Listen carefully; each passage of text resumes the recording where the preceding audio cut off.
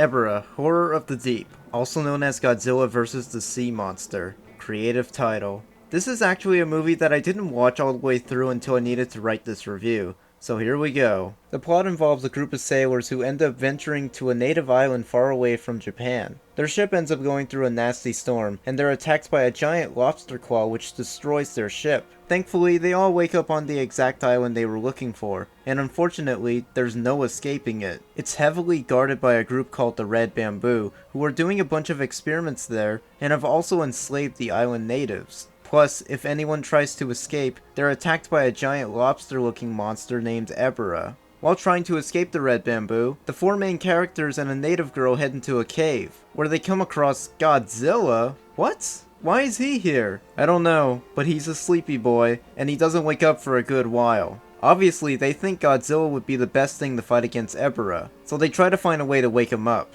Meanwhile, Mothra is also on the island, but she's asleep too. The twin fairies are also in the movie, but they're played by different actresses, a pair called the Pair Bambi. A little disappointing they're not played by the Peanuts anymore, but these two actresses do a decent job. It's not until the 52-minute mark when Godzilla finally wakes up, then the movie gets a little more interesting. This leads to a pretty amusing scene where Godzilla plays volleyball with Ebirah using a few boulders. Then they have sort of a mini fight, which is pretty decent. Yeah, the human story isn't too engaging, but the second Godzilla wakes up it feels like this movie finally has something to work with. Though I'm not too sure how to feel about Godzilla's personality in this movie. There are some scenes where he acts like his usual self, but then there's completely out of character moments. Like there's a bit where he has a fascination with the native girl. This doesn't seem like Godzilla. It feels more like something King Kong would do. Wait a minute.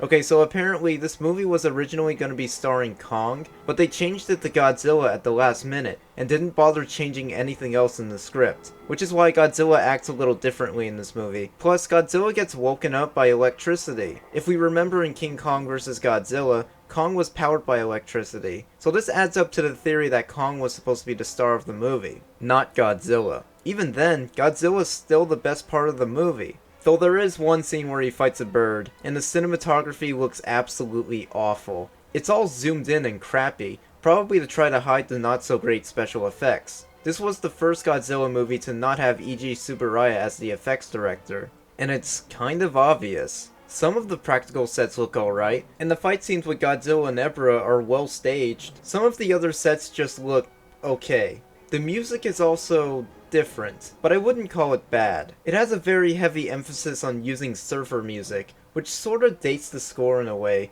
as opposed to the previous composer, Akira Ifukube, whose compositions in the previous movies were timeless and memorable. The Ebirah soundtrack is very of its time. Not too sure how to feel about that. So, yeah, Ebirah Horror of the Deep is an okay movie. It just takes a good while to get to the actual monster action. The fights with Ebirah are entertaining. The Godzilla suit was revamped a little, making it fit better for the underwater scenes, it seems. The name of this suit is Daisenso Gaji, and it's also the same suit that they used in Invasion of Astro Monster, in case you wanted to know.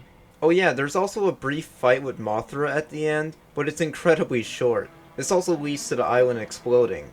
Oh, spoilers? Yeah, this one wasn't super great, but check it out if you guys were interested, I guess. Next time, we're gonna look at another odd entry in the series, but this one's actually one of my favorites in the franchise, so I'm excited. I'll see you guys then, and thanks for watching.